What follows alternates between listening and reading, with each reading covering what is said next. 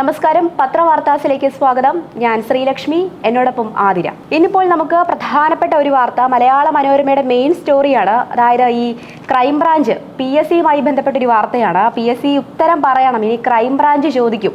അതായത് PSC ക്രമക്കേടുകളെ കുറിച്ചുള്ള വലിയ അന്വേഷണങ്ങൾ അല്ലെങ്കിൽ വലിയ പരാതികളൊക്കെ ഉയർന്ന സാഹചര്യത്തിൽ ഇനിയിപ്പോൾ തീരുമാനം, അതായത് അന്വേഷണം ക്രൈംബ്രാഞ്ചിനെ ഏൽപ്പിക്കുവാനായിട്ട് തീരുമാനിച്ചിരിക്കുകയാണ് മന്ത്രിസഭാ യോഗം. ഇന്നലെയായിരുന്നു മന്ത്രിസഭാ യോഗം ചേർന്നത്. വിഴിഞ്ഞത്തെക്കുറിച്ചും അതുപോലെ തന്നെ PSCയെക്കുറിച്ചും ഒക്കെയുള്ള കാര്യങ്ങൾ അല്ലെങ്കിൽ വിശദമായ ചർച്ചകളൊക്കെയാണ് നടന്നത്. അതുമായി ബന്ധപ്പെട്ട മന്ത്രിസഭാ യോഗത്തിന്റെ തീരുമാനം ഇപ്രകാരമാണ്: ക്രൈംബ്രാഞ്ചിനെ അന്വേഷണം ഏൽപ്പിക്കുക. എന്തായാലും PSC പരീക്ഷാ ക്രമക്കേട് ക്രൈംബ്രാഞ്ചിനെ അന്വേഷിക്കാൻ ഏൽപ്പിച്ചത് തികച്ചും നല്ലൊരു തീരുമാനമായിട്ടാണ് എനിക്ക് തോന്നുന്നത്. ഇപ്പോൾ IG അജിത ബീഗത്തിന്റെ നേതൃത്വത്തിലുള്ള സംഘത്തിൽ SP, DYSP റാങ്കിലുള്ള 2 ഉദ്യോഗസ്ഥർ കൂടി ഉണ്ടാകും. അപ്പോൾ ഈ വ്യാപക പരാതികളൊക്കെ ഉയർന്ന സാഹചര്യത്തിലാണ് ഇത്തരത്തിൽ സർക്കാരിന്റെ ഒരു കർശന നടപടി എന്നുള്ളതാണ് അതിര. കാരണം നമുക്കറിയാം, ഈ കുറച്ച് നാളുകളായിട്ട് ഇന്നലെയും നമ്മൾ പറഞ്ഞ കാര്യം തന്നെയാണ് ഈ PSCയുമായി ബന്ധപ്പെട്ട ക്രമക്കേടുകൾ. അതായത് കൃത്യമായി പരീക്ഷ എഴുതി കാത്തിരിക്കുന്ന ഉദ്യോഗാർത്ഥികൾക്ക് അവസരങ്ങൾ ലഭിക്കാതെ പോവുകയും അനർഹരായിട്ടുള്ള ആളുകളുടെ കൈകളിലേക്ക് ഈ യോഗ്യത അല്ലെങ്കിൽ ഈ ജോലി എത്തിച്ചേരുകയും ചെയ്യുന്നത് അത് വലിയൊരു ബുദ്ധിമുട്ടുള്ള കാര്യമാണ്. ഉറക്കം വിളിച്ചിരുന്ന് പഠിക്കുന്ന ഒരുപാട് ആളുകളുടെ അവസ്ഥ അത് നമ്മൾ ഓർക്കേണ്ടിയിരിക്കുന്നു. അത് സർക്കാരും ചിന്തിക്കേണ്ടിയിരിക്കുന്നു. ഈ പിൻവാതിൽ നിയമനം എന്നൊക്കെ പറയുമ്പോൾ അതിന് പിറകിൽ കഷ്ടപ്പെടുന്ന അല്ലെങ്കിൽ ഒരുപാട് കഷ്ടപ്പെടുന്ന ആളുകളുടെ വലിയ കഠിനാധ്വാനമുണ്ട്. അത് കാണാതെ പോവരുത് ഗവൺമെന്റ് എന്നുള്ളതാണ് ഞങ്ങൾക്ക് പറയാനുള്ളത്. അത് തന്നെയല്ല, ഇപ്പം PSC പരീക്ഷ പാസ്സായാലും അത് ജോലി കിട്ടാതെ ഒരുപാട് സാധാരണക്കാർ ബുദ്ധിമുട്ടുന്നുണ്ട്. റാങ്ക് ലിസ്റ്റിലൊക്കെ വന്നിട്ട് കാത്തിരിക്കുന്ന ഒരുപാട് ആളുകളുണ്ട്. ആ കാത്തിരിക്കുന്ന സമയങ്ങളിൽ കുടുംബത്തിലെ ചിലവുകൾ നടക്കണമല്ലോ. അതുകൊണ്ട് തന്നെ മറ്റു പല ജോലികൾക്കും പോകുന്ന ആളുകളുണ്ട്. നമുക്കറിയാം അങ്ങനെയുള്ള ആളുകളെ. അതുകൊണ്ട് തന്നെ ഒരു വലിയ പ്രതീക്ഷയോടെ തന്നെയാണ് ആളുകൾ PSCയിലെ ഒരു വിശ്വാസ്യത കാത്തു സൂക്ഷിക്കുന്നത്. അത് നഷ്ടപ്പെടുമ്പോൾ ആളുകൾ PSCയിലുള്ള വിശ്വാസം നഷ്ടപ്പെടും. സ്വാഭാവികമായിട്ടും സർക്കാരിനെതിരെ ചോദ്യങ്ങൾ ഉയരും. സർക്കാർ വലിയ രീതിയിൽ ഉത്തരം പറയേണ്ട ഒരു ചോദ്യം തന്നെയാണിത്. സമൂഹത്തിൽ ഏറ്റവും കൂടുതൽ ആളുകൾ, ഏറ്റവും കൂടുതൽ എന്ന് പറയാൻ പറ്റില്ല എങ്കിൽ പോലും ഒരു പരിധിവരെ ആളുകൾ രക്ഷപ്പെടുമെന്നുള്ളൊരു വിചാരത്താൽ പഠിക്കുന്നത് PSC ആണ്. മറ്റുള്ളവർ കളിയാക്കിയാലും PSC നീ ഇപ്പോഴും രക്ഷപ്പെട്ടില്ലേ എന്ന് ചോദിക്കുമ്പോൾ പോലും അതിന് പിറകിൽ വലിയ കഷ്ടപ്പാടിന്റെയും കഠിനാധ്വാനത്തിന്റെയും കഥകൾ, പറയാത്ത കഥകൾ ഒളിഞ്ഞിരിപ്പുണ്ടാവും. രാത്രിയിലെ പഠനവും ജോലി കഴിഞ്ഞുള്ള വന്നിട്ടുള്ള പഠനവും ഒക്കെ ഒരുപാട് കഷ്ടപ്പെട്ട് ഒരുപാട് മാർക്കോടെ മുന്നോട്ട് പോകുന്നവർക്ക് കിട്ടാനാണ് ഏറ്റവും വലിയ ബുദ്ധിമുട്ട്. കഷ്ടപ്പെടുന്നവർക്ക് അതിനുള്ള ഫലം ലഭിക്കുന്നു. എന്നാൽ പിൻവാതിലൂടെയും അല്ലെങ്കിൽ ഇന്റർവ്യൂ കാര്യങ്ങളിലും ഒക്കെ ക്രമക്കേടുകൾ നടത്തി കയറുന്നവർക്ക് അന്തസ്സായിട്ട് ആ സ്ഥാനത്തിരിക്കാൻ പറ്റുന്നു. ഇതൊക്കെ ഇതിൽ ഒരു കാര്യം മാത്രം നമ്മൾ വിചാരിച്ചാൽ മതി: പൈസ ഉണ്ടെങ്കിൽ എവിടെ വേണേലും ജോലിക്ക് ഇരിക്കാവുന്നുള്ളത്. കയ്യിൽ ദുട്ടുണ്ടോ നമുക്ക് എവിടെ വേണമെങ്കിലും രക്ഷപ്പെടാം എന്നുള്ളത് തന്നെയാണ് ഇത് പറയുന്നത്. നമുക്ക് എന്തെങ്കിലും ഒരു കേസിൽ നിന്ന് ഊരി പോരണമെങ്കിൽ വരെ കാശ് വലിച്ചെറിഞ്ഞ് രക്ഷപ്പെടുന്ന ആൾക്കാരെ നമ്മൾ കണ്ടിട്ടില്ലേ? അത് തന്നെയാണ് ഈ കേസിലും. പക്ഷെ അങ്ങനെ ആവരുത്. PSCക്ക് ഒരു വിശ്വാസ്യതയുണ്ട്. അത് കാത്തു സൂക്ഷിക്കേണ്ട ഉത്തരവാദിത്വം സർക്കാരിനുണ്ട്. മുഖ്യമന്ത്രി അടക്കമുള്ളവർ കൃത്യമായ രീതിയിൽ അതിൽ ഇടപെടണം. നമ്മുടെ PSC എന്ന് പറയുന്നത് ഒരു വലിയ തൊഴിൽദാതാവാണ് സർക്കാർ എന്ന് പറയുന്നത്. അപ്പോൾ സർക്കാരിലുള്ള വിശ്വാസം നഷ്ടപ്പെട്ടാൽ ഒന്ന് ഓർത്തു നോക്കൂ. വലിയ പദ്ധതികളുമൊക്കെയായി കയറിയ UDF സർക്കാരാണ്. ആ പദ്ധതികൾ, പ്രിയദർശിനി പോലെയുള്ള പദ്ധതികളൊക്കെ നടപ്പിലാക്കിയ സർക്കാരാണ്. ആ സർക്കാർ ഇത്തരത്തിലുള്ള വളരെ പ്രധാനപ്പെട്ട ഒരു കാര്യം കണ്ടില്ല എന്ന് നടിക്കരുത്. ഒരുപാട് വിവാദങ്ങൾ തുടരുകയാണ്. അതെ, പ്രിയദർശിനി വിവാദ പരമ്പരയായി തുടരുകയാണ്. നമ്മൾ കഴിഞ്ഞ ദിവസം പറഞ്ഞു വിവാദദർശിനി ആവാതിരിക്കട്ടെ പ്രിയദർശിനി എന്ന് പറഞ്ഞിരുന്നു. അങ്ങനെ ആവാതിരിക്കട്ടെ എന്തായാലും. അപ്പോൾ ഇതാണ് PSCയുമായി ബന്ധപ്പെട്ട പ്രധാനപ്പെട്ട ഒരു വാർത്ത ഇന്നത്തെ. അതുപോലെ വേറൊരു വാർത്തയാണ് തകിടം മറിഞ്ഞ സമാധാനം. ഇറാനിലെ 80 കേന്ദ്രങ്ങളിൽ ആക്രമണം നടത്തി അമേരിക്ക. അതുപോലെ വേറൊരു വാർത്തയാണ് തകിടം മറിഞ്ഞ സമാധാനം. ഇറാനിലെ 80 കേന്ദ്രങ്ങളിൽ ആക്രമണം നടത്തി അമേരിക്ക. ഹോർമൂസ് കടലൊടുക്കിൽ തിങ്കളാഴ്ച എണ്ണക്കപ്പലുകൾക്ക് നേരെയുണ്ടായ ആക്രമണത്തെ തുടർന്ന് ഇറാനെതിരെ ശക്തമായി തിരിച്ചടിച്ച് അമേരിക്ക. ഇറാനിലെ വ്യോമസേന സംവിധാനങ്ങൾ, റഡാർ കേന്ദ്രങ്ങൾ കേന്ദ്രിച്ച് 80ഓളം കേന്ദ്രങ്ങളാണ് അമേരിക്ക ഇന്നലെ പുലർച്ചെ ആക്രമണം നടത്തിയത്. ഇതിന് മറുപടിയായി ബഹ്റിനിലെയും കുവൈറ്റിലെയും US താവളങ്ങളിലേക്ക് മിസൈലുകളും ഡ്രോണുകളും അയച്ച് ഇറാനും തിരിച്ചടിച്ചു. ഇതോടെ ഇരു രാജ്യങ്ങളും തമ്മിൽ കഴിഞ്ഞ മാസം ഒപ്പുവെച്ച താൽക്കാലിക വെടിനിർത്തൽ കരാറ് പ്രതിസന്ധിയിലായിരിക്കുകയാണ്. സംഘർഷം വീണ്ടും രൂക്ഷമായതോടെ രാജ്യാന്തര വിപണിയിൽ എണ്ണവില ഉയർന്നു. കഴിഞ്ഞ മാസമാണ് വെടിനിർത്തൽ കരാർ ഒപ്പുവെച്ചത് ട്രംപ്. ഇനി ഒരു വെടിവെക്കൽ ഉണ്ടാവില്ല എന്ന് പറഞ്ഞിട്ട്. പക്ഷെ ഇപ്പൊ വീണ്ടും എണ്ണവില കുത്തനെ കൂടിയിരിക്കുകയാണ്. കഴിഞ്ഞ മാസം നല്ല രീതിയിൽ കുറഞ്ഞതാണ്. പശ്ചിമേഷ്യയെ വീണ്ടും ഒരു വലിയ അഗ്നിഗോളത്തിലേക്ക് എത്തിക്കുകയാണ് ഇവർ ചെയ്യുന്നത് എന്നുള്ളതാണ് ഇതിലെ യാഥാർത്ഥ്യം. ഇപ്പോൾ ഇസ്രായേലും ഇന്ന് പ്രധാനപ്പെട്ട കാര്യം എന്ന് പറയുന്നതാണ്. അതിനാൽ ഇപ്പോൾ ഈ വിഷയത്തെ നമ്മൾ പറയുമ്പോൾ, ഈ വിഷയത്തെക്കുറിച്ച് പറയുമ്പോൾ അതിൽ വിട്ടുപോകരുതാത്ത ഒരു പോയിന്റ് അല്ലെങ്കിൽ പ്രധാനപ്പെട്ട ഒരു കാര്യമാണ്. ഇന്ന് ഇസ്രായേലും US ചേർന്ന് ഫെബ്രുവരി 28 നടത്തിയ ആക്രമണത്തിൽ കൊല്ലപ്പെട്ട ഇറാൻ മുൻ പരമോന്നത നേതാവ് അയത്തുല്ല അൽ ഖമനിയുടെ സംസ്കാരം ഇന്ന് നടക്കാനിരിക്കുകയാണ്. ഈ യുദ്ധം വീണ്ടും ആരംഭിച്ചത് നല്ല ദിവസമാണ് അവർ യുദ്ധത്തിന് തിരഞ്ഞെടുത്തത് എന്നുള്ളതാണ്. അപ്പോൾ അങ്ങോട്ടും ഇങ്ങോട്ടുമുള്ള യുദ്ധം അത് രണ്ടു രാജ്യങ്ങൾ തമ്മിലുള്ളതായിക്കോട്ടെ, അങ്ങോട്ടും ഇങ്ങോട്ടും നടക്കുന്നു. ഇതിനകത്ത് ഒരുപാട് ആളുകൾ ഈ വലിയ യുദ്ധത്തിന്റെ മറവിൽ അല്ലെങ്കിൽ ആ യുദ്ധത്തിന്റെ പ്രത്യാഘാതങ്ങൾ അനുഭവിക്കുന്നുണ്ട് എന്നുള്ളതാണ് ഇതിനകത്തെ വാസ്തവം. ചർച്ചകളൊക്കെ നമ്മൾ നടത്തുന്നുണ്ട്, പക്ഷെ കാര്യമൊന്നുമില്ല. ചർച്ചകൾ നടത്തിയിട്ട് എന്താണ് കാര്യം? തോന്നുമ്പോൾ യുദ്ധം നടത്തുന്നു, അതിനകത്ത് ഇല്ലാതാവുന്ന അനവധി ആളുകളുടെ ജീവനുകൾ, മനുഷ്യരുടെ ജീവൻ ഒരു വിലയില്ലാത്ത കാലഘട്ടത്തിലേക്കാണ് നമ്മൾ പോയിക്കൊണ്ടിരിക്കുന്നത് എന്നുള്ളതാണ് ഇതിനകത്തെ ഒരു. അത് തന്നെയല്ല, ഈ ഇറാനും അമേരിക്കയും തമ്മിൽ യുദ്ധം അവിടെ നടക്കുമ്പോൾ അതിൽ ഇന്ത്യക്കാർ കൂടെയാണ് അതിന് ബുദ്ധിമുട്ട് അനുഭവിക്കുന്നത്. എണ്ണവില കൂടുന്തോറും സാധാരണക്കായ ഒരുപാട് ആൾക്കാർ അതിനുവേണ്ടി ബുദ്ധിമുട്ടുന്നുണ്ട്. ഇപ്പൊ ഹോർമസ് കടലിടുക്കിന്റെ കാര്യം പറഞ്ഞിട്ടാണെങ്കിലും എന്ത് കാര്യമാണെങ്കിലും നമ്മളെ ബാധിക്കുന്ന കാര്യമാണത്. അതെ, സാമ്പത്തികമായ അല്ലെങ്കിൽ നമുക്ക് ഇവിടെ ഉണ്ടാകുന്ന പല പ്രശ്നങ്ങൾക്കും അവിടെ നടക്കുന്ന സംഭവങ്ങളാണ് കാരണം എന്നുള്ളതാണ് ഏറ്റവും പ്രധാനപ്പെട്ട കാര്യം. അത് കാണാതെ പോകരുത്.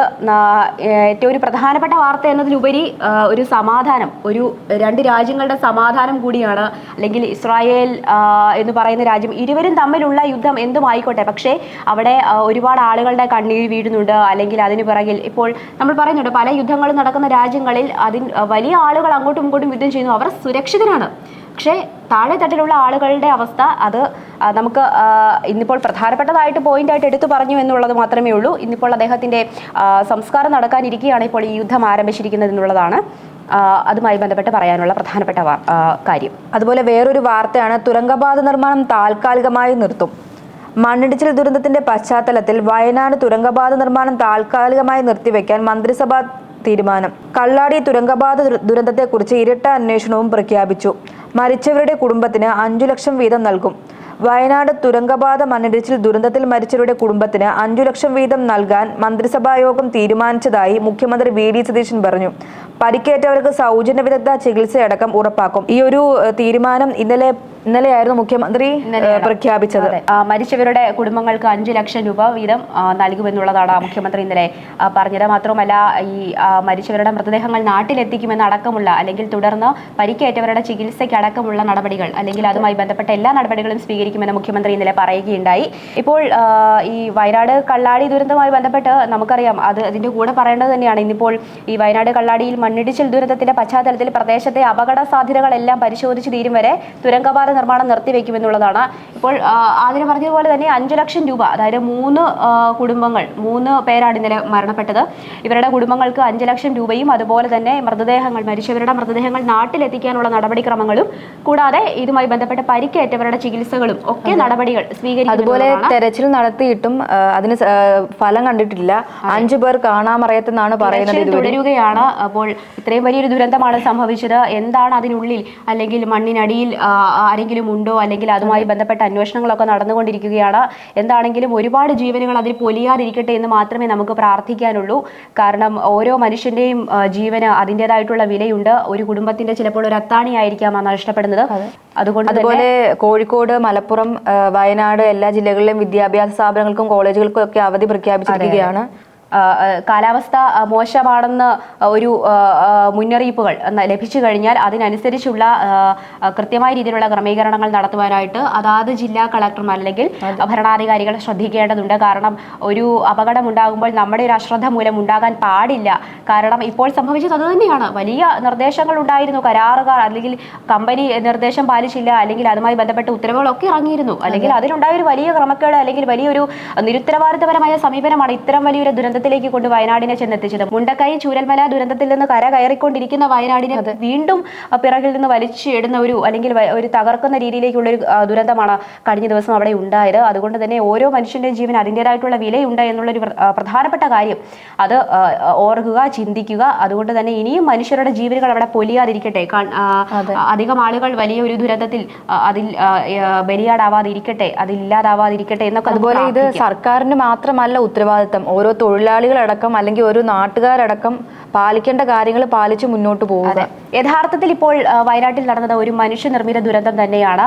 നിർദ്ദേശങ്ങൾ പാലിക്കാത്തത് കൊണ്ടും അല്ലെങ്കിൽ അതിനുള്ള മുൻകരുതലുകൾ എടുക്കാത്തത് കൊണ്ടും ഒക്കെയുള്ള ഒരു പ്രശ്നമാണ്. അല്ലെങ്കിൽ ഇത്തരത്തിൽ നമുക്ക് ഒരു ഉത്തരവാദിത്തമില്ലാതെ മുന്നോട്ട് പോയി കഴിഞ്ഞാൽ ഓരോ മനുഷ്യൻ്റെയും ജീവൻ ഒരു വിലയില്ലെന്ന് തന്നെ ധരിക്കേണ്ടി വരും. കാരണം വെച്ചാൽ ഒരു സർക്കാരിന്, അതായത് ഒരു ഗവൺമെന്റിനാണെങ്കിലും അതുമായി ബന്ധപ്പെട്ട മറ്റ് സ്ഥാപനങ്ങൾക്കാണെങ്കിലും ഉദ്യോഗസ്ഥർക്കാണെങ്കിലും ഒക്കെ അതിൽ ഉത്തരവാദിത്തമുണ്ട്, കൂട്ടുത്തരവാദിത്തമാണ്.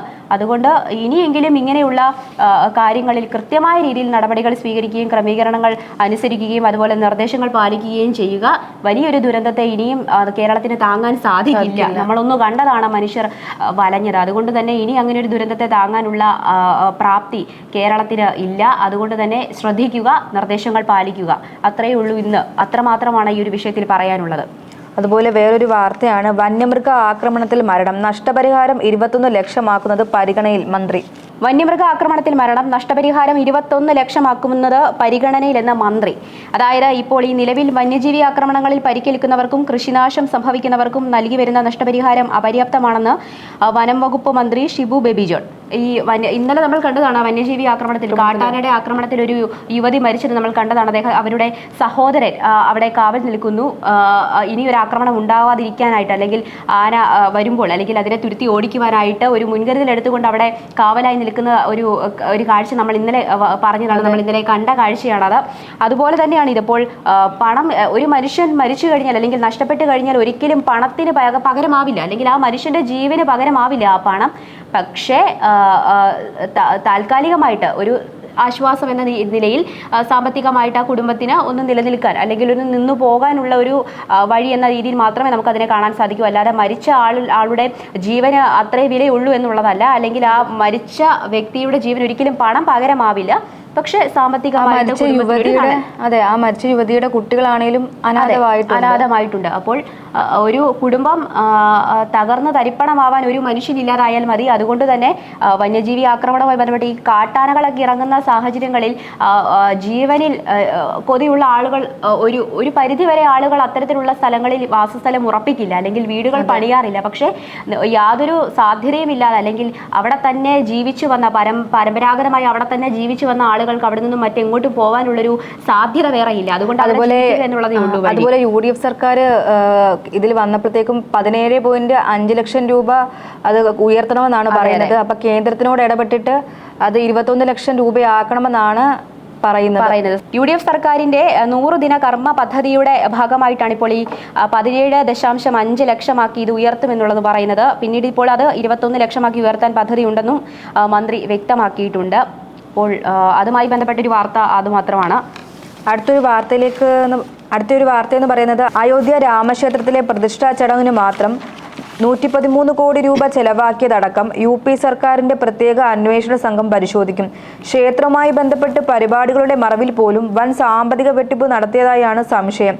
2024 ജനുവരി പ്രതിഷ്ഠാ ചടങ്ങ്, മഹാകുംഭമേളയ്ക്കായുള്ള ഒരുക്കം, 2025 കൊടിയേറ്റം എന്നിവയ്ക്കായി 124 കോടിയിലേറെ രൂപ ചെലവിട്ടതിനെ കുറിച്ചാണ് അന്വേഷണം ശക്തമാക്കുന്നത്. അത് മാത്രമല്ല, അതിന് ഈ സംഭാവന കൊള്ളയ്ക്ക് വ്യാജ രസീതുകളുണ്ട്. അയോധ്യയിലെ കബളിപ്പിക്കൽ മുൻപേ തുടങ്ങി എന്നുള്ളതാണ്. അപ്പോൾ ട്രസ്റ്റിന്റെ പേരും ലോഗോയും ഒക്കെ ഉൾപ്പെടുത്തിയ വ്യാജ രസീത് പുസ്തകങ്ങൾ പിടിച്ചെടുത്തിട്ടുണ്ട് അവിടെ നിന്നും. ഇപ്പോൾ ശ്രീരാമക്ഷേത്രവുമായി ബന്ധപ്പെട്ട് അല്ലെങ്കിൽ അയോധ്യ ക്ഷേത്രവുമായി ബന്ധപ്പെട്ടുള്ള സ്വർണ്ണ കൊള്ള അല്ലെങ്കിൽ അവിടെ നടന്ന വലിയ കൊള്ളയെക്കുറിച്ച് കോടികൾ തട്ടിയെടുത്ത് അല്ലെങ്കിൽ വലിയൊരു കൊള്ളയെക്കുറിച്ച് കുറച്ച് നാളുകളായിട്ട് വലിയ വാർത്തകളാണ് നമ്മൾ പത്രത്തിൽ കാണുന്നത്. ഇന്നലെ നമ്മൾ ചർച്ച ചെയ്ത കാര്യമാണ് ഈ അമ്പലക്കള്ളന്മാർ. നമ്മൾ പറഞ്ഞല്ലോ, ദേവസ്വം ബോർഡ് സാധാരണ ക്ഷേത്രങ്ങളെ സംരക്ഷിക്കുവാനും അല്ലെങ്കിൽ ക്ഷേത്രങ്ങളുടെ കാര്യങ്ങൾ കൃത്യമായി പരിപാലിക്കുന്നതിനൊക്കെ വേണ്ടിയിട്ടുള്ളൊരു ബോർഡാണ്.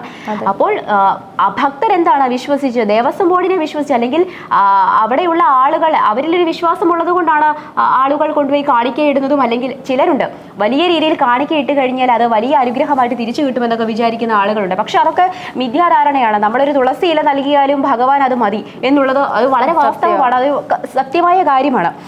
അമ്പലങ്ങളിൽ പോകുമ്പോൾ നമ്മൾ നമ്മുടെ ഒരു സമാധാനത്തിന് വേണ്ടിയിട്ടാണ് നമ്മൾ ക്ഷേത്രത്തിൽ പോകുന്നതും തൊഴുന്നതും ഒക്കെ. അതിന്റെ ആവശ്യമേ ഉള്ളൂ. ഒരുപാട് വഴിപാടിന്റെയോ അല്ലെങ്കിൽ കുറെ പൈസ കാണിക്ക ഇട്ടിട്ടോ ഒന്നും ഒരു ആവശ്യമില്ല. ഇപ്പോൾ വേറൊരു വാർത്തയാണ് ബദ്രിനാഥ് സംഭാവനക്കുള്ള ജീവനക്കാരനെതിരെ കേസ്. ഇവിടെ മാത്രമല്ല കേട്ടോ, ശബരിമലയല്ല, ഏറ്റുമാനൂരല്ല, വൈക്കമല്ല, അയോധ്യയല്ല, ബദ്രിനാഥ് വരെ എത്തി നിൽക്കുകയാണ് സ്വർണ്ണകൊള്ള. അതുമായി ബന്ധപ്പെട്ട വാർത്തയാണ് ഇപ്പോൾ ജീവനക്കാരനെതിരെ കേസ് എന്നുള്ളതാണ്. അതുപോലെ വേറൊരു വാർത്തയാണ് ബദ്രിനാഥ് സംഭാവനക്കുള്ള ജീവനക്കാരനെതിരെ കേസ്. മോദി മാപ്പ് പറയണമെന്നാണ് കോൺഗ്രസ് പറയുന്നത്. കോൺഗ്രസിനെ സംബന്ധിച്ചിടത്തോളം വലിയൊരു ആയുധമാണ് കേട്ടോ ഇത്. കാരണം ഈ സ്വർണ്ണക്കൊള്ളയുമായി ബന്ധപ്പെട്ട് ശബരിമല സ്വർണ്ണക്കൊള്ള നടന്ന സമയത്ത് വലിയ രീതിയിൽ, അതായത് ഉറഞ്ഞു തുള്ളിയവരാണ് ബി ജെ പിക്കാർ. ഉറഞ്ഞു തുള്ളിയ ബി ജെ പിക്കാർക്ക് ഇപ്പോൾ വായിൽ നാക്കില്ല, ഒരക്ഷരം മിണ്ടുന്നില്ല. അവരൊരക്ഷരം മിണ്ടുന്നില്ല. അയോധ്യയുമായി ബന്ധപ്പെട്ട കേസാണെങ്കിലും ഒന്നും പറയാനില്ല.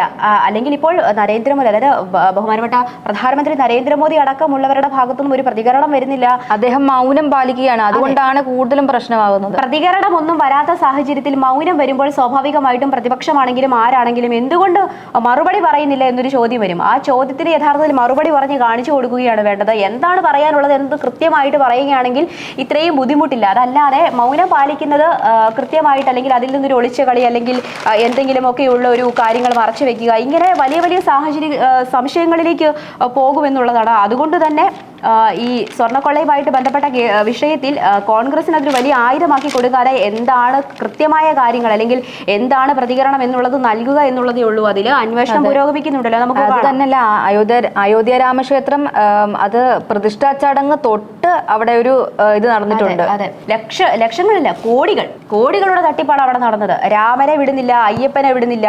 ഇനി എവിടെയൊക്കെ വരും? ബദ്രിനാഥിലേക്കും അവിടെയും സമാധാനമില്ല. ഇതിനോട് കൂട്ടി വായിക്കുന്ന മറ്റൊരു വാർത്തയാണ് കേട്ടോ. ഈ സ്വർണം കാക്കാൻ ആരപ്പ, മല്ലന്മാർ വരുമപ്പ. അതായത് ഇപ്പോൾ മനോരമയുടെ വാർത്തയാണ്. ഈ ഗാർഡ് നിയമന മാനദണ്ഡം, അതായത് തിരുവിതാംകൂർ ദേവസ്വം ബോർഡിന്റെ ക്ഷേത്രങ്ങളിലെ സ്ട്രോങ് റൂം ഗാർഡുകളുടെ യോഗ്യതാ മാനദണ്ഡം പരിഷ്കരിച്ചതോടെ വന്നൊരു തീരുമാനമാണ് ഇത്. അതായത് ഈ ലോങ് ജമ്പിലും ഹൈ ജമ്പിലും ഓട്ടത്തിലും ഒക്കെ നിശ്ചിത മാർക്ക് നേടി ശാരീരിക ക്ഷമത പരീക്ഷ കൂടി ജയിച്ചാൽ മാത്രം ഇനി സുരക്ഷാ വിഭാഗത്തിൽ ജോലി ലഭിക്കൂ.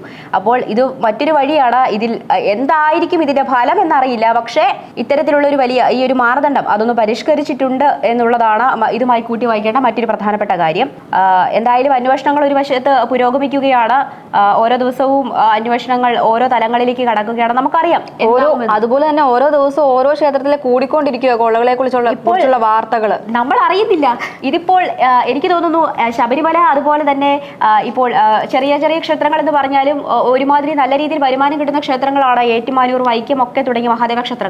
അവിടെ നിന്നും അയോധ്യയിലേക്ക് കടക്കുന്നു. അയോധ്യയിൽ നിന്ന് വേണ്ട ബദ്രിനാഥിലേക്ക് ചാടുന്നു. ഇവിടെ എങ്ങുമല്ല, അവിടെയും അത്രയും ദൂരത്തേക്ക് കൂടി പോയിട്ടുണ്ട് ഈ കൊള്ള എന്നുള്ളതാണ് ഇതിലെ ഏറ്റവും പ്രധാനപ്പെട്ട കാര്യം. രസകരമായിട്ട് എടുക്കുന്നില്ല, പക്ഷേ ഭക്തരുടെ വികാരത്തെ ഇതിപ്പോൾ ശബരിമലയിൽ സ്ത്രീ പ്രവേശനം ഉണ്ടായ സമയത്ത്, അല്ലെങ്കിൽ സ്ത്രീ പ്രവേശനം നടത്തിയ സമയത്തുണ്ടായ ഒരു മതവികാരം വ്രണപ്പെടുന്ന ഒരു കാര്യമായിരുന്നു അത്. അപ്പോൾ അത് തന്നെയാണ് ഈ സംഭവത്തിലും. ഭഗവാന് നൽകുന്ന, അല്ലെങ്കിൽ ഭഗവാന് നൽകുന്നു എന്ന പേരിൽ നൽകുന്ന പണവും അല്ലെങ്കിൽ മറ്റു കാര്യങ്ങളും ഒക്കെ ഇത്തരത്തിൽ വലിയ രീതിയിൽ കൊള്ള ചെയ്യപ്പെടുന്നത് ഭക്തരുടെ മതവികാരം വ്രണപ്പെടുത്തുക തന്നെയാണ് ചെയ്യുന്നത്. അതിൽ മാറ്റമൊന്നുമില്ല. അതുകൊണ്ട് ബി ജെ പിക്കാർ ഇതിലും പ്രതികരിക്കുക, അവിടെ നൽകിയ അല്ലെങ്കിൽ അന്നത്തെ ഉണ്ടായ പ്രതികരണം തന്നെ, അല്ലെങ്കിൽ അതുപോലെ തന്നെ പ്രതികരിക്കുവാൻ ഇപ്പോഴും തയ്യാറാവുക എന്ന് മാത്രമേ പറയാനുള്ളൂ. അതിൽ മൗനം വെടിയുക, ഉത്തരം നൽകുക. അന്വേഷണം ഒരു വശത്തോടെ പുരോഗമിക്കുന്നുണ്ട്. നമ്മൾ മുൻപേ പ്രഡിക്റ്റ് ചെയ്യുന്നത് ശരിയല്ല. എന്താണെങ്കിലും നമുക്ക് കണ്ടറിയാം, അന്വേഷണം പുരോഗമിക്കുകയല്ലേ. അതുപോലെ വേറൊരു വാർത്തയാണ് സ്വകാര്യ ബസ് പണിമുടക്ക്. സ്വകാര്യ ബസ് ഉടമകളും തൊഴിലാളികളും കളക്ടറേറ്റിന് മുന്നിൽ പ്രതിഷേധിച്ചു. പ്രിയദർശിനി സൗജന്യ യാത്രാ പദ്ധതി നടപ്പിലാക്കിയതോടെ തകർച്ചയിലായ സ്വകാര്യ ബസ് വ്യവസായം സംരക്ഷിക്കണമെന്നാവശ്യപ്പെട്ട് സർവീസുകൾ നിർത്തിവെച്ച് ജില്ലയിലെ സ്വകാര്യ ബസ് ഉടമകളും തൊഴിലാളികളും പ്രതിഷേധിച്ചു. തുടർന്ന് കളക്ടറേറ്റിന് മുന്നിൽ മാർച്ചും നടത്തി. പദ്ധതി നടപ്പിലാക്കിയതോടെ ജില്ലയിലെ ഭൂരിഭാഗം സ്വകാര്യ ബസ്സുകളും സർവീസ് നിർത്തിവെക്കേണ്ട സ്ഥിതിയിലാണ്. വലിയ തുക വായ്പ എടുത്തിട്ടാണ് ബസ് ഉടമകള് ബസ് വാങ്ങിയിട്ട് അത് തിരിച്ചടയ്ക്കാനുള്ള മാർഗമില്ല അവർക്ക്. അതെ, ഇപ്പോൾ നമ്മൾ കണ്ടതാണ് KSRTCക്ക് മുന്നിൽ, അല്ലെങ്കിൽ KSRTC ബസിന്റെ ടയറിന് മുൻപിൽ കിടന്ന് പ്രതിഷേധിക്കുന്ന രാജേഷ് എന്ന് പറയുന്ന ഒരു വ്യക്തിയുടെ ചിത്രമാണ് മനോരമ നൽകിയിട്ടുള്ളത്. അപ്പോൾ KSRTC ബസ് തടഞ്ഞ സ്വകാര്യ ബസ് ഉടമയുടെ പ്രതിഷേധമാണ്. എത്രത്തോളം നിസ്സഹായതയിലേക്ക്, അല്ലെങ്കിൽ എത്രത്തോളം വഴിയില്ല, ഒരു വഴിയും തുറക്കാതെ, അല്ലെങ്കിൽ എല്ലാവരും കൊട്ടി അടച്ച വാതിലിന് മുന്നിലാണ് ഇപ്പോൾ ഇവർ നിൽക്കുന്നത്. സ്വകാര്യ ബസ്സിന് വരുമാന നഷ്ടം എന്ന് പറയുന്നത് അത് KSRTCക്ക് അത് വിഷയമില്ല. പ്രിയദർശിനി സുന്ദരമായി ഓടിക്കൊണ്ടിരിക്കുകയാണ്. അത് മാത്രമല്ല, അതിലെ ഇപ്പോൾ ഈ സ്വകാര്യ ബസ്സിന്റെ കാര്യം പറയുന്നത് മാത്രമല്ല, ഈ പ്രിയദർശിനിയുടെ കാര്യം കൂടി നമ്മൾ ഇതിന് പറയേണ്ടിയിരിക്കുന്നു. പ്രിയദർശിനിയിൽ ഇന്നലെ കഴിഞ്ഞ ദിവസമാണ് ഒരു കണ്ടക്ടർക്ക് പരിക്കേറ്റത്. തിരക്ക് കാരണം. അതായത് പ്രിയദർശിനി സൗജന്യ യാത്ര എന്ന് കേൾക്കുമ്പോഴേ സ്ത്രീകൾ ഓടിപ്പാഞ്ഞ് കയറുന്നുണ്ട് ഈ പ്രിയദർശിനിയിൽ. അങ്ങനെ കയറിയപ്പോൾ ആ ബസ്സിനുള്ളിലെ ഒരു വ്യക്തിയാണ് തെറിച്ചു വീണത്. അതായത് അദ്ദേഹത്തിന് പരിക്കേറ്റു. ഇന്നലെ അത് അടക്കമുള്ള വാർത്തകൾ വന്നതാണ്. ഇന്നലെയോ മറ്റന്നാളോ അതുമായി ബന്ധപ്പെട്ട വാർത്തകൾ വന്നതാണ്. അപ്പോൾ ഒന്ന് ഓർത്ത് നോക്കുക, നമ്മൾ സൗജന്യം എന്ന് കേട്ട് കഴിഞ്ഞാൽ ഓസിന് കിട്ടിയാൽ ആസിനും കുടിക്കുമെന്ന് ചിലർ പറയുന്നത് കേട്ടിട്ടുണ്ട്. അത് തന്നെയാണ് നമ്മൾ വേണ്ടാത്ത വയ്യാവിൽ പിടിച്ചു വെക്കാതിരിക്കുക. അതായത് സൗജന്യം. അതുപോലെ പ്രിയദർശിനി പദ്ധതി, അത് സൗജന്യ യാത്ര എന്ന് പറയുന്നത് അത് അർഹതയുള്ളവരിലേക്ക് എത്തിക്കുകയും വേണം. അതുപോലെ സ്വകാര്യ ബസ്സുകളുടെ അവരുടെ ബുദ്ധിമുട്ട് അത് മാറ്റുകയും വേണം. കൃത്യമായ ഒരു പ്രതികരണം അല്ലെങ്കിൽ ഒരു വലിയ നടപടി ഇവരുടെ ഭാഗത്തുനിന്നും ഉണ്ടായിട്ടില്ലെങ്കിൽ അതിൽ പ്രതിഷേധം ഇനി കനത്തോണ്ടിരിക്കും. അവർക്ക് വേറെ വഴിയില്ല. അല്ലെങ്കിൽ നിവർത്തികേട് വരുമ്പോഴാണല്ലോ ഒരു മനുഷ്യൻ ഇത്തരത്തിലുള്ള ഒരു പ്രവണതയിലേക്കൊക്കെ കടക്കുന്നത്. അദ്ദേഹം ആ ബസ്സിന് മുൻപിൽ ടയറിന് മുൻപിൽ കിടക്കുകയാണ്. അപ്പോൾ വേറെ നിവർത്തിയില്ല. അപ്പോൾ അതിലൊരു KSRTC ഓടാത്ത ഒരുപാട് സ്ഥലങ്ങളുണ്ട്, ഒരുപാട് ഉള്ളിലോട്ട് കിടക്കുന്ന ഒരുപാട് സ്ഥലങ്ങളുണ്ട്. അവിടെ ഈ സ്വകാര്യ ബസ് മാത്രമേ അവിടെ ഓടുന്നുള്ളൂ. അതുപോലെ അവിടെയുള്ള ആൾക്കാരും അത് അനുഭവിക്കുക. അത് തന്നെയാണ് സർക്കാർ ഞങ്ങളും ഒന്ന് ഓടിക്കോട്ടെ എന്നാണ് ചോദിക്കുന്നത്. അതായത് ജില്ലയിൽ സ്വകാര്യ ബസ്സുകൾ പണിമുടക്കി KSRTC പ്രിയദർശന പദ്ധതി വന്നതോടെ വൻ നഷ്ടത്തിലാണ് സർവീസുകൾ എന്നാണ് ഈ ബസ്സുകൾ പറയുന്നത്. അപ്പോൾ ഈ ഗ്രാമപ്രദേശങ്ങളിൽ എനിക്ക് തോന്നുന്നു വലിയ നഷ്ടം ഉണ്ടായി കഴിഞ്ഞു കഴിഞ്ഞാൽ KSRTCക്ക് അത് വിഷയമല്ല, അത് KSRTC ബാധിക്കുന്ന വിഷയമല്ല. പക്ഷേ സ്വകാര്യ ബസ്സുകൾക്ക് അവരുടെ അന്നം മുട്ടിയിരിക്കുകയാണ്. അപ്പോൾ സർക്കാർ അതിന് വേണ്ട ഒരു കൃത്യമായ രീതിയിലുള്ളൊരു. അതുപോലെ ഉടമകളുടെ ആവശ്യമെന്ന് പറയുന്നത് സ്വകാര്യ ബസ്സുകളിലും സ്ത്രീകൾക്ക് സൗജന്യ യാത്രാ പദ്ധതി നടപ്പിലാക്കുക.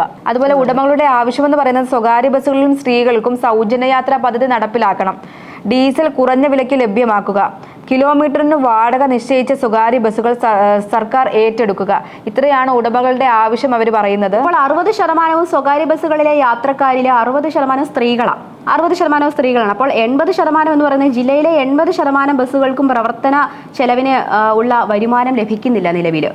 അപ്പോൾ സ്വകാര്യ ബസ്സുകളുടെ കണക്കനുസരിച്ചാണ് ഇങ്ങനെ കേട്ടോ. അപ്പോൾ അവർക്ക് വേറെ നിവൃത്തിയില്ല. അപ്പോൾ പ്രതിഷേധമായിട്ട് ഇറങ്ങുന്നു. പ്രതിഷേധിക്കാൻ ഏതൊരു മനുഷ്യനും അവകാശമുണ്ട്. പക്ഷേ പ്രശ്നങ്ങൾ ഉണ്ടാക്കുന്നത് അതിന് പരിഹാരം കണ്ടെത്താൻ പറ്റുന്ന പ്രശ്നമാണെങ്കിൽ അതിന് പരിഹാരം കണ്ടെത്തുക. അതല്ലാതെ നീട്ടിക്കൊണ്ടുപോയി വീണ്ടും വീണ്ടും ഒരു വലിയ ചിലപ്പോൾ നമുക്കറിയാം ഇങ്ങനെ പ്രശ്നങ്ങൾ സംഭവിക്കുമ്പോൾ വേറെ വഴിയില്ല എന്നുള്ളതിൽ എന്തെങ്കിലുമൊക്കെ കാര്യങ്ങൾ സംഭവിച്ചാൽ അത് വിദ്യാർത്ഥികൾക്ക് വലിയ പ്രശ്നമാകും. ആൺകുട്ടികൾ അടക്കമുള്ള വിദ്യാർത്ഥികൾക്ക് വലിയ രീതിയിൽ ബുദ്ധിമുട്ടുണ്ടാക്കും. ഈ ഒരു ദിവസം പരീക്ഷ വെക്കുന്നു, അന്ന് പോകാൻ സാധിക്കാതെ എല്ലാ കുട്ടികൾക്കും വണ്ടി വീട്ടിൽ സ്വന്തമായിട്ട് ഉണ്ടാകണമെന്ന് യാതൊരു നിർബന്ധവുമില്ല.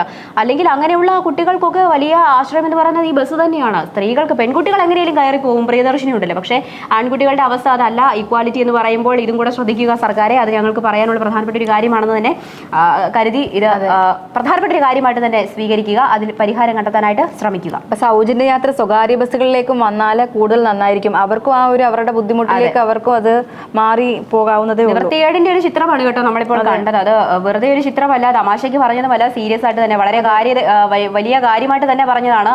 അതിൽ തീരുമാനമുണ്ടാക്കുക, അല്ലെങ്കിൽ പ്രതിഷേധങ്ങൾ ഇനിയും സർക്കാരിന് നേരിടേണ്ടി വരും. അതുപോലെ പ്രധാനപ്പെട്ട ഒരു വാർത്തയാണ് ഇന്നലെ നമ്മൾ പറഞ്ഞതാണ് ഈ തൂഫാനുമായി ബന്ധപ്പെട്ട വാർത്ത. അല്ലെങ്കിൽ അതിൽ കൃത്യമായ രീതിയിൽ മാതൃകകൾ കാണിച്ചു നൽകേണ്ട, സന്ദേശങ്ങൾ കൃത്യമായ ആളുകളിലേക്ക് എത്തിക്കേണ്ട ഉദ്യോഗസ്ഥർ തന്നെ വീഴ്ച സംഭവിക്കുകയാണ് അവരുടെ ഭാഗത്തുനിന്ന്. അങ്ങനെ ഒരു വാർത്തയാണ് ഇന്നിപ്പോൾ ഉള്ളത്. അടിച്ചു തൂഫാനായി എന്നാണ് അവർ നൽകിയിരിക്കുന്നത്. തൂഫാൻ സംഘത്തിലെ 3 പോലീസുകാർക്ക് സസ്പെൻഷൻ.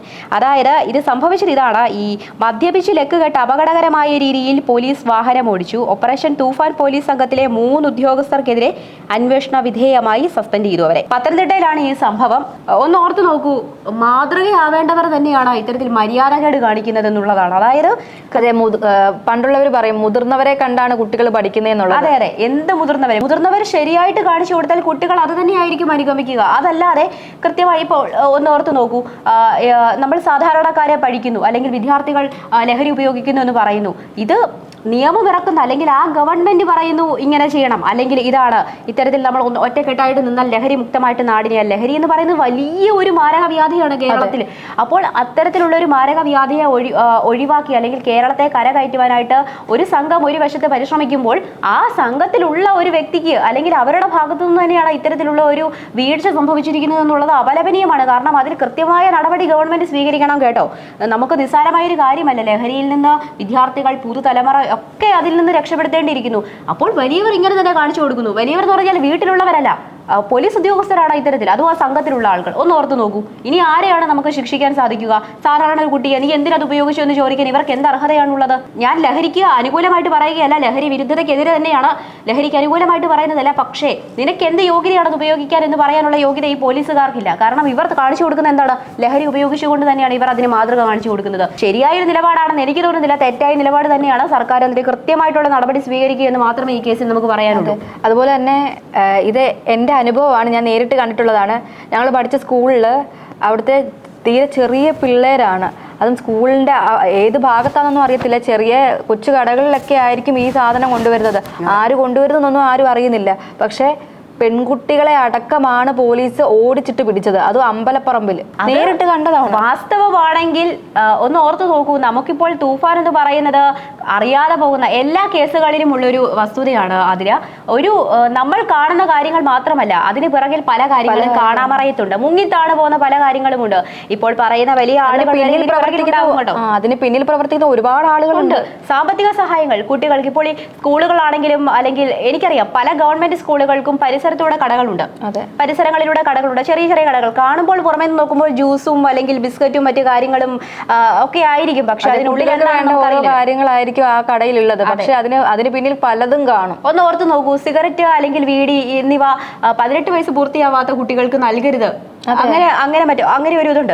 അപ്പോൾ എത്ര കടക്കാർ അത് പാലിക്കുന്നുണ്ട്? കൊടുക്കാതിരിക്കുമോ? കാശ് കിട്ടുമെന്ന് വിചാരിച്ചാൽ ആരെങ്കിലും, അല്ലെങ്കിൽ കാശ് കിട്ടുമെന്ന് വെച്ച് അതൊരു നിയമ ലംഘനമാകുമെന്ന് കരുതി ആരെങ്കിലും കൊടുക്കാതിരിക്കുമോ? എനിക്ക് ഉറപ്പില്ല ആ ഒരു കാര്യത്തിൽ. കൊടുക്കും, ബോർഡ് എഴുതി വെക്കാം, പക്ഷെ അത് പാലിക്കണമെന്ന് എന്തെങ്കിലും നിർബന്ധമുണ്ടോ? ഒരിക്കലുമില്ല. അവർ അത് പാലിക്കുന്നുണ്ടാവില്ല എന്ന് തന്നെയാണ്, അതൊരു സംശയമാണ് കേട്ടോ. എല്ലാവരും അങ്ങനെയാണെന്നല്ല പറയുന്നത്. സ്കൂൾ കുട്ടികൾ വരെ സിഗരറ്റ് വലിച്ചുകൊണ്ട് പോകുന്നത് കണ്ടിട്ടുണ്ട് കൺമുന്നിൽ. മറ്റാളുകൾ അധ്യാപകരുടെ മുൻപിൽ കൂടെ നിങ്ങൾ കണ്ടാലും എനിക്കൊന്നുമില്ല എന്ന മട്ടിൽ പുകവലിച്ചു കൊണ്ടുപോകുന്ന വിദ്യാർത്ഥികളെ ഞാൻ കണ്ടിട്ടുണ്ട്. അതുകൊണ്ട് തന്നെ വിദ്യാർത്ഥികൾക്കിടയിൽ ഒരു വലിയ മെസ്സേജുകൾ, സന്ദേശങ്ങൾ നമ്മൾ കേട്ടിട്ടുണ്ട്. സ്കൂളുകളിലൊക്കെ വലിയ സന്ദേശം അല്ലെങ്കിൽ ക്ലാസ്സുകളൊക്കെ വെക്കുന്നത് കണ്ടിട്ടുണ്ട്, ഈ ലഹരി വിരുദ്ധ ദിനത്തിനും അല്ലെങ്കിൽ മറ്റു സാഹചര്യങ്ങളിലുമൊക്കെ. പക്ഷെ അങ്ങനെ ക്ലാസ്സുകൾ നടത്തുന്നവർ അല്ലെങ്കിൽ അതിന് വലിയ രീതിയിൽ പിന്തുണ നൽകുന്ന ഈ ഉദ്യോഗസ്ഥർ, തൂഫാൻ സംഘത്തിലെ ഉദ്യോഗസ്ഥർക്കാണ് ഈ വീഴ്ച സംഭവിച്ചത്. നിസ്സാര കാര്യമല്ല, ഉദ്യോഗസ്ഥരുമല്ല, തൂഫാൻ സംഘത്തിലെ. നമ്മളൊക്കെ പഠിക്കുന്ന കാലത്ത് നമ്മളെ ഒന്ന് ടീച്ചർമാരോ അല്ലെങ്കിൽ അധ്യാപകർ വഴക്ക് പറഞ്ഞാല് നമ്മളവരെ റെസ്പെക്റ്റോട്, ആ ഒരു ബഹുമാനത്തോട് തന്നെയാണ്. ഇപ്പോഴത്തെ പിള്ളേര് തള്ള ആ ഒരു മട്ടാണ്, അതെന്തെങ്കിലും കാണിക്കട്ടെ എന്നുള്ള മട്ടിലാണ്. അധ്യാപകർ വരുമ്പോൾ കാലിൽ ചെന്ന് തൊട്ടു തൊടുന്ന വിദ്യാർത്ഥികളൊക്കെ അന്ന് പണ്ടാണ്, അല്ലെങ്കിൽ അങ്ങ് പണ്ടാണ്. ഇപ്പോൾ കണ്ടു കഴിഞ്ഞാൽ അടുത്ത പറമ്പിൽ കൂടെ ഓടുന്ന വിദ്യാർത്ഥികളാണ്. അതുകൊണ്ട് തന്നെ അതിൽ തെറ്റാണെന്നല്ല അത് പറയുന്നത്. ലഹരിയുടെ കാര്യത്തിലേക്ക് വരുമ്പോൾ നമ്മൾ അത് കൂട്ടിച്ചേർത്തൊന്ന് വായിച്ചു എന്ന് മാത്രമേ ഉള്ളൂ. അധ്യാപകരുടെ കാര്യം ഒന്ന് പറഞ്ഞെന്നുള്ളതേ ഉള്ളൂ, അല്ലാതെ താരതമ്യപ്പെടുത്തിയതല്ല കേട്ടോ. അപ്പോൾ തൂഫാനുമായി ബന്ധപ്പെട്ട ഒരു പ്രധാനപ്പെട്ട കാര്യമാണ് ഉദ്യോഗസ്ഥരുടെ ഈ ഒരു പ്രവൃത്തി. ഓപ്പറേഷൻ തൂഫാന് വലിയ നാണക്കേടായിട്ടുണ്ട് എന്ന് വിലയിരുത്തിക്കൊണ്ട് ജില്ലാ പോലീസ് മേധാവി സസ്പെൻഷൻ നടപടിക്രമങ്ങൾ അർദ്ധരാത്രി തന്നെ പൂർത്തിയാക്കിയിട്ടുണ്ട്. നടപടിക്രമങ്ങളൊക്കെ പൂർത്തിയാക്കും, പക്ഷേ ഇതൊക്കെ നടപ്പിലാകുമോ എന്ന് മാത്രം അറിയില്ല. ഒരു സാധാരണ വ്യക്തിക്ക് എടുക്കുന്ന അതേ നടപടി തന്നെ ഉദ്യോഗസ്ഥനെതിരെയും എടുക്കണം.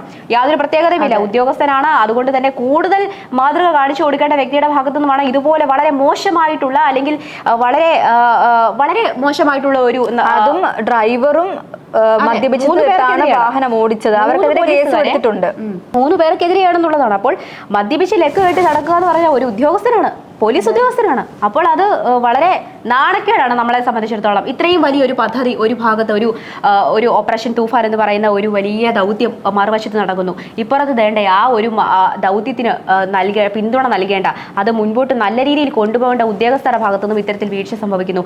അത് വലിയ നാണക്കേട് തന്നെയാണ്. സമൂഹത്തിന് നാണക്കേടാണ്, പോലീസ് ഡിപ്പാർട്ട്മെന്റിന് നാണക്കേടാണ്, എന്തിന് സർക്കാരിന് വരെ നാണക്കേടാണ്. അതുകൊണ്ട് കൃത്യമായ രീതിയിൽ അതിൽ നടപടി സ്വീകരിക്കുക എന്ന് മാത്രമാണ് ഞങ്ങൾക്ക് പറയാനുള്ളത്. സാധാരണക്കാർക്കെതിരെ എടുക്കുന്ന അതേ നടപടി ഈ ഉദ്യോഗസ്ഥർക്കെതിരെ എടുക്കണം കേട്ടോ. അതിൽ മാറ്റമൊന്നും ഉണ്ടാകില്ലേ. നമ്മൾ സാധാരണ വാർത്തകളൊക്കെയാണ് കണ്ടത്, ചിന്തിക്കേണ്ട വാർത്തകളൊക്കെ തന്നെയാണ് കണ്ടത്. ഇനി അല്പം കായിക വാർത്തകളിലേക്ക് കൂടി കിടക്കാം, അല്ലെ ആതിര? അതെ, കുട്ടികളടക്കം എല്ലാവർക്കും കാത്തിരിക്കുന്ന ഒരു വാർത്തകളാണ്. ഫിഫ 2026 ലോകകപ്പ് തുടങ്ങിയത് 48 ടീമുകളുമായി. ഇനിയുള്ളത് 8 ടീമുകൾ മാത്രം. ഈ 8 കൂട്ടങ്ങൾ തമ്മിലുള്ള ക്വാർട്ടർ പോരാട്ടത്തിന് ഇന്ത്യൻ സമയം വെള്ളിയാഴ്ച പുലർച്ചെ 1:30 കിക്ക് ഓഫ് ശേഷിക്കുന്ന 8ൽ 4 ടീമുകൾ മുൻ ചാമ്പ്യന്മാർ അർജന്റീന, ഫ്രാൻസ്, സ്പെയിൻ, ഇംഗ്ലണ്ട്. ബാക്കി 4 team Belgium, Morocco, Norway, Switzerland. കന്നിക്കിരീടം എന്ന തങ്ങളുടെ സ്വപ്നം ഇതുവരെ അണയാതെ കാത്തവർ 2026 ലോകകപ്പ് 8ന്റെ പണിയുമായി ക്വാർട്ടറിലേക്ക് കടക്കുന്നു. അപ്പം വെള്ളിയാഴ്ച പുലർച്ചെ 1:30 അടുത്ത ഒരു കളി എന്ന് പറയുന്നത് ഫ്രാൻസും മൊറാക്കോയും തമ്മിലാണ്. ശനിയാഴ്ച സ്പെയിനും ബെൽജിയമും തമ്മിലാണ് മത്സരം ആരംഭിക്കുന്നത്. കായിക വാർത്തകളൊക്കെ എപ്പോഴും കാത്തിരിക്കുന്നവരാണ് നമ്മുടെ ആളുകൾ. അപ്പോൾ സ്വാഭാവികമായിട്ടും സാധാരണ വാർത്തകളെക്കാൾ കൂടുതൽ കായിക വാർത്തകളിലേക്ക് വേണ്ടി കാത്തിരിക്കുകയാണ്. ഇപ്പോൾ ഫുട്ബോൾ കപ്പ് സ്വന്തമാക്കുന്നത് നമുക്ക് കാത്തിരിക്കുന്ന കായിക ആസ്വാദകർക്ക് കായിക വാർത്തകൾ നൽകാതിരിക്കുന്നത് എങ്ങനെയാണ്? അത് പറയാതെ ഞങ്ങൾ പോകുമോ? ഇത്രയും നേരം കൊണ്ട് നമ്മൾ ഏകദേശം എല്ലാ വാർത്തകളും തന്നെ ചർച്ച ചെയ്തിട്ടുണ്ട്. ഇന്നലെ പറഞ്ഞ അതേ കാര്യങ്ങൾ തന്നെ, തൂഫാനായിട്ട് ബന്ധപ്പെട്ട, ലഹരി വിരുദ്ധതയായിട്ട് ബന്ധപ്പെട്ട്, അയോധ്യ രാമക്ഷേത്രത്തിലാണെങ്കിലും സ്വർണ്ണക്കൊള്ളയുമായി ബന്ധപ്പെട്ടുള്ള കാര്യങ്ങൾ, അതുപോലെ കള്ളാടി ദുരന്തത്തെക്കുറിച്ചുള്ള വാർത്തകൾ, ഇതൊക്കെ നമ്മൾ പറഞ്ഞതാണ്. ഇന്നിപ്പോൾ എനിക്ക് തോന്നുന്നു ഈ ഇറാനുമായി ബന്ധപ്പെട്ട് അല്ലെങ്കിൽ ആ പശ്ചിമേഷ്യയെ വീണ്ടും ഒരു യുദ്ധഭീതിയിലേക്ക് നയിക്കുന്ന യുദ്ധവുമായി ബന്ധപ്പെട്ടിട്ടുള്ള വാർത്തയാണ് നമ്മൾ കുറച്ചുകൂടി ഒന്ന് പറഞ്ഞതെന്ന് തോന്നുന്നു. ഇന്നലെ അതിനെക്കുറിച്ച് സംസാരിച്ചിട്ടില്ല, അല്ലെങ്കിൽ സ്വകാര്യ ബസ്സുകളുടെ നമ്മൾ പറഞ്ഞു. അതെ, ഇന്നലെയും അത് തന്നെ ചർച്ച ചെയ്തതാണ്. PSCയുമായി ബന്ധപ്പെട്ട ക്രമക്കേടിനെ കുറിച്ച് വലിയ വാർത്തകൾ അത് കത്തി നിൽക്കുന്ന ഒരു സമയം. അതുകൊണ്ട് തന്നെ അതിൽ കൃത്യമായ തീരുമാനങ്ങൾ എടുക്കണം, നടപടികൾ സ്വീകരിക്കണം എന്ന് മാത്രമാണ് ഞങ്ങൾക്ക് പറയാനുള്ളത്. കാരണം ഉദ്യോഗാർത്ഥികളുടെ കണ്ണുനീര് ഇതിന് പുറകിലുണ്ട് കേട്ടോ. ആ ഒരു കഷ്ടപ്പാടിനെ കാണാതെ പോകരുത്. വലിയ ഒരു പ്രതീക്ഷയുമായിട്ടിരിക്കുന്ന ആൾക്കാരുടെ മുന്നിലേക്ക് കൊട്ടിയടക്കരുത് വാതിലുകൾ എന്ന് മാത്രമേ സർക്കാരിനോട് ഞങ്ങൾക്ക് പറയാനുള്ളൂ. ഞങ്ങളുടെ ഒരു അപേക്ഷയായിട്ട് തന്നെ അതിനെ കണക്കാക്കുക എന്ന് മാത്രമേ പറയാനുള്ളൂ. എന്തായാലും അവസാനമായിട്ട് നമ്മൾ ഫിഫ ലോകകപ്പിനെ കുറിച്ച് പറയുന്നുണ്ട്. ലാസ്റ്റ് 8 ടീമുകളാണ് മത്സരത്തിലേക്ക് എത്തുന്നത്. സ്പോർട്സ് വാർത്തകളെ കുറിച്ച് കൂടി ഞങ്ങൾ പറഞ്ഞു. എന്തായാലും പത്രവാർത്താസ് ഇവിടെ പൂർണ്ണമാവുകയാണ്. അടുത്ത വാർത്തകളുമായി നാളെ കാണാം. നന്ദി.